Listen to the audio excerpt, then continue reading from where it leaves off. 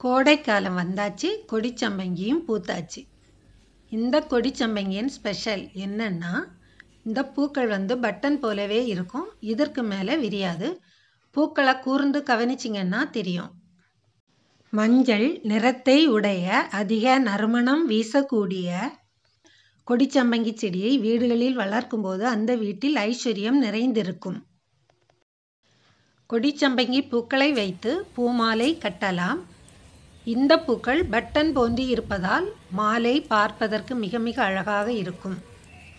Button கொடிச்சம்பங்கி பூக்களை வைத்து கட்டிய பூமாலை வீடியோ லிங்க் டிஸ்கிரிப்ஷனில் உள்ளது, பார்க்கலாம்.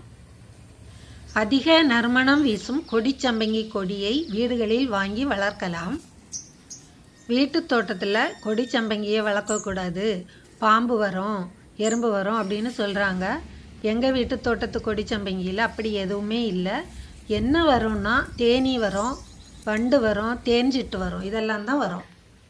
வீடுன்னு இருந்தால் ஒரு தோட்டம் வேணும்.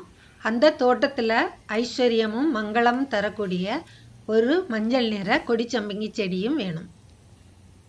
மங்களம் தருவது மஞ்சள் நிற பூக்கள்.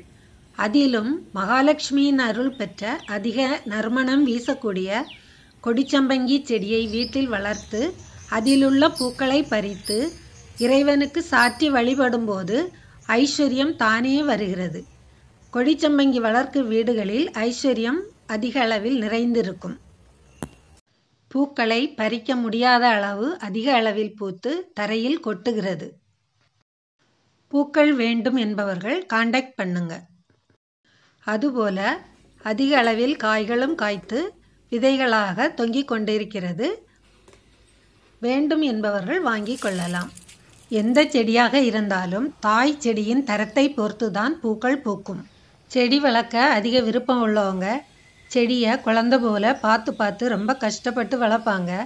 அதனால குவாலிட்டி பிளான்ட் பார்த்து வாங்கி வைக்கணும். அப்போ தான் அதிக பலன் நமக்கு கிடைக்கும்.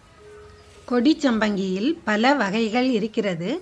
இந்த கொடிச்சம்பங்கி பூக்கள் இதற்கு மேல் விரிவதில்லை, பட்டன் போன்றே இருக்கும்.